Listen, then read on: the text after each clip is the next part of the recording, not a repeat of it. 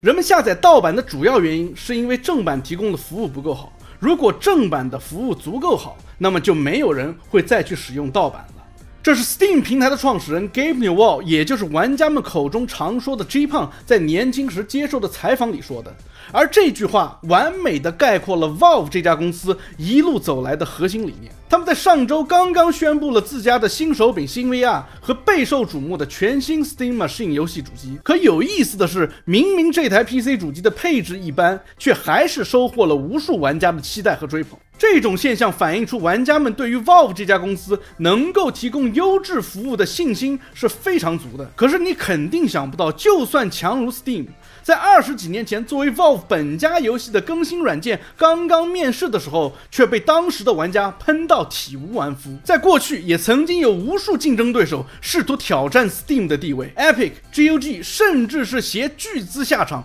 不可一世的亞馬遜，可是他們全部都無一例外的失敗了。那麼 Steam 究竟是使用了什麼樣的魔法，才做到了 PC 遊戲行業一哥的位置的呢？它又是如何在今天幾乎已經壟斷 PC 遊戲市場的情況下，依然讓玩家信任，讓玩家覺得它十分可靠的呢？我自己總結了 Valve 成功的4個關鍵點，它們分別是公司不上市、管理扁平化、了解 PC 玩家、玩家高度依賴。今天的這期節目，我將會圍繞這4個關鍵點，帶你一探 Steam 天下無敵背後的秘密。大家好，歡迎來到我頻道，我是老九。首先 Steam 能做到今天還如此無敵，最根本也是我認為最重要的原因，就是 Valve 是一家私人公司。看看其他的遊戲公司啊，動視暴雪、EA、育碧、華納、索尼、卡普空等等等等，他們全部都是那種你能在股票市場上買到股票的上市公司。而這種公司的盈利只能有一個方向，那就是不停的往上。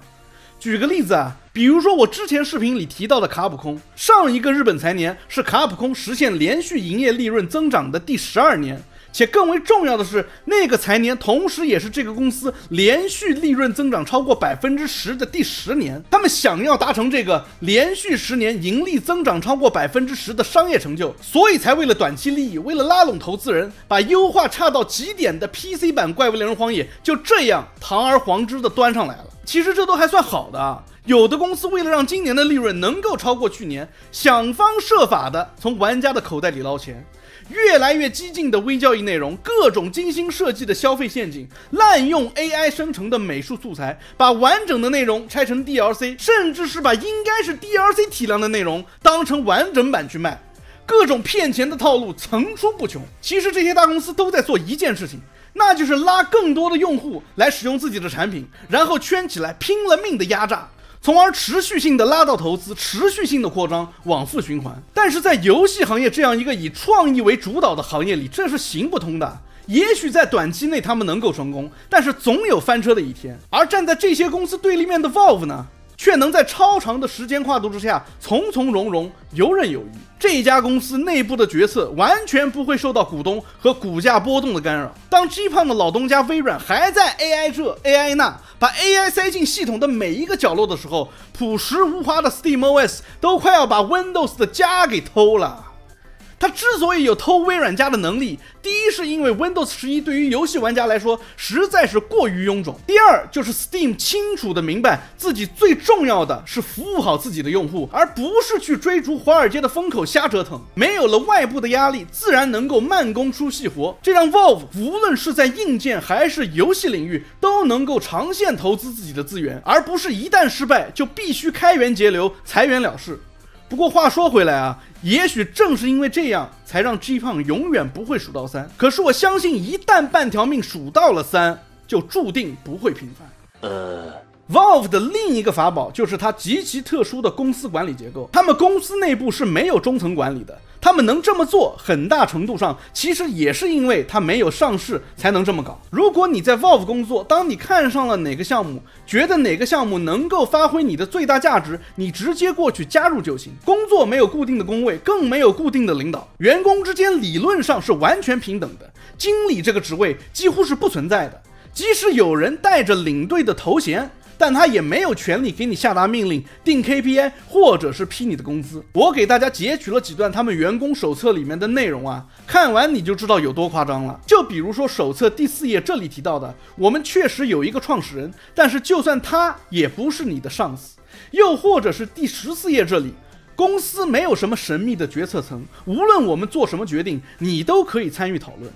手冊第20頁這裡還寫到，從來沒有人因為犯錯而被開除。這種特殊的絕對扁平化的管理，你在任何一家上市公司，甚至是私人公司裡都是不可能看到的。Gabe 自己也說過，一旦上市，他們就得開始優化季度報表，增設短期目標，增加管理層級，追求效率最大化。那 Valve 的企業文化當天就得完蛋。從這裡我們就可以看出 Gabe 要的不是傳統意義上的高效公司，而是一個讓一群天才願意在這裡待一輩子的科技烏托邦。在我看來啊， Valve 之所以能夠做到真正的絕對扁平化管理，其實也不是因為他所謂的沒有老板，而恰恰是因為他有一個超級有錢、超級有遠見又超級願意放权的老板。而這個老板硬是把一場別的公司想都不敢想的企業文化的極限實驗一直玩到了如今的2025年，越來越成功，而且還在繼續。他不僅是一個成功的企業家，他更是我們的一員，他是一名玩家，是一個有理想有抱負的 gamer。所以越來越多的游戲玩家才會去追捧 G 胖，把他當成遊戲界的救星。Later， Valve 成功的第3個原因就是他們懂得 PC 遊戲的精髓。PC 的精髓就是自由開放，你可以在 PC 上做任何事情，這和遊戲主機的體驗完全不同。那麼玩 PC 的玩家肯定也希望自己的遊戲能夠更加的開放，更加的自由。而這也是為什麼 Steam 會如此契合這些玩家的需求的原因。它的評價系統、創意工坊，乃至是商店本身，都散發着這種 PC 自由主義的精神。曾經 Gabe 在接受 IGN 關於 Steam Deck 的採訪的時候就說過，我自己作為一個遊戲玩家，我不希望誰把我困在一個封閉的系統生態當中，所以我也想讓我們的用戶在我們的硬件上可以連接任何硬件，安裝任何軟件和系統。而現在就算他们打算从書房进军客廳， Steam Machine 也做出了絕對不會把你鎖死在他們平台的承諾，讓你可以隨意安裝你想要的軟件和操作系統。很多其他公司啊，嘴上說着要尊重玩家，但是真正做起來卻又是另外一回事。綁定賬號、跨平台驗證、各種 DRM， 玩個單機遊戲都要全程聯網。反觀 Valve， 你很難想象有哪一家巨頭會允許玩家在自家的硬件上刷競爭對手的系統，用競爭對手的商店的。這種開放的基因，最後帶來了一個非常重要的結果，那就是 PC 平台上所最具創造力的玩家，自然而然的都在 Steam 的生態裡聚集。Steam 的評價系統可以說是全網最權威、最有說服力的評價系統了。它不僅讓新手在買遊戲之前可以看這些評價以參考，也在如今發聲的渠道都被傳統遊戲媒體給霸佔的當下，給廣大玩家提供了一個發聲的渠道，讓遊戲廠商不得不重視。遊戲社區的帖子也是創意無限，各種各樣的玩家在上面分享着自己遊玩的經歷，或者是同人作品，或者如果你想給你喜歡的遊戲換換口味，創意工坊裡面的 mod 直接讓這個過程變得異常的容易。平台自帶的統計數據公開透明，不僅讓玩家更容易的發現大家都在玩什麼，對於我這種內容創作者來說，更是非常有用的信息來源。硬件調查的數據也讓開發者知道了大部分玩家的設備都在什麼樣的一個水平，並且他們可以據此對遊戲進行優化，讓那些糟糕優化的遊戲完全沒有借口。而且這個硬件調查 Valve 其實自己就在用啊。很多人吐槽新出的 Steam Machine 硬件的規格太低，但是卻不知道這一套硬件其實已經超越了硬件調查裡70%的玩家了。在我看來，當你看到他們的硬件就覺得不值得購買的話，那其實你也不是他們的目標用戶。而且這還不是全部啊，最厲害的還是他們家的客服服務，遊玩2小時以下的無條件退款，讓多少騙子遊戲公司無處藏身。當你跟 Steam 的客服反映你的賬號被盜了之後，他們也是第一時間幫你找回，而且有的時候還會送你一些你願望單裡面的遊戲，以表達他們的歉意。這種層級的服務在其他遊戲平台你根本就找不到。牛逼！那麼我要說的第4點，也就是最後一個原因，其實就很明顯，那就是 Steam 的服務實在是太好了，很多人已經習慣 Steam 了，這個平台已經存在了太久了，用戶的數量太龐大了。這也是為什麼即使 Steam 的分銷抽成高達30%，開發者還是擠破頭的要在 Steam 上發布自己家的遊戲。玩家們喜歡用 Steam 買遊戲，喜歡用 Steam 玩游戏，喜歡把所有的遊戲都存放在 Steam 這一個地方。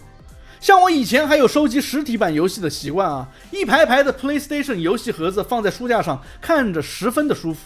我不知道你們是什麼感覺啊？我對於 Steam 遊戲庫的感覺就像是一個電子圖書館，買遊戲幾乎有一種收藏和投資的感覺。別的平台的遊戲你買了，等他們更新換代了新主機，你的一些舊的遊戲很多就玩不了了，就算能玩也會锁帧数、锁分辨率。而 Steam 卻不一樣，由於 PC 的高自由度，你往往不會有這些限制。就算厂商給你鎖定了，你也能夠打 mod 把這些限制全部移除。而那種與之匹配的傳承性和連續性，也是 Steam 成為玩家首選平台的關鍵資產。你10年前在 Steam 上買的遊戲，你今天打開的話，它依舊能玩。你5年前打的存檔，今天換了一台新的電腦登錄賬號，當年的角色資料照樣原封不動的還在那裡。你的朋友列表、截圖庫、成就記錄、雲存檔、社區發帖，這些東西慢慢積累下來，就變成了一種任何其他平台都很難再複製的情感沉澱。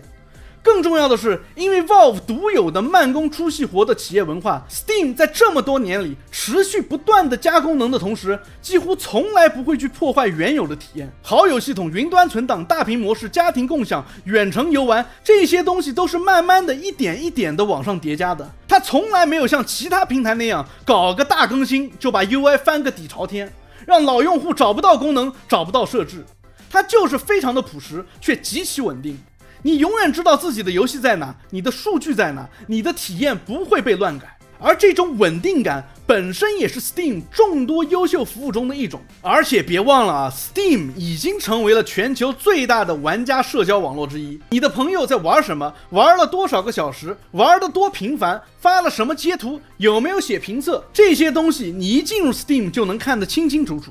它不僅是個商店，更像是一個巨大的遊戲生活平台。你甚至可以說，玩 PC 的人啊，不是在用 Steam， 而是住在 Steam 裡面。這種習慣一旦養成，是不會被輕易替代的。The next day， 離半條命2的發售已經過去了21年，那時出生的孩子現在已經長大成人。最近則有傳言說，半條命3將會成為 Steam Machine 的護航大作，並在 TGA 上公布。我真心的希望這是真的。Steam 從曾經讓玩家打不開半條命2的罪魁禍首，到今天全網超過4100萬玩家同時在線的最大 PC 遊戲平台，它其實已經變成了推動 PC 遊戲生態、支撐無數獨立團隊、影響整個行業走向的底層基礎設施。在遊戲行業裡，太多的公司選擇了更快的方式、更短的路線、更漂亮的季度報表，而 Valve 則選擇了恰恰相反的道路。那就是慢一點、穩一點、傻一點，但永遠站在玩家的一邊。他不追求風口，不講故事，不上市，不讓股價決定產品的方向，只是一心一意的把一個平台打磨到極致，然後再把選擇權重新交到玩家的手中。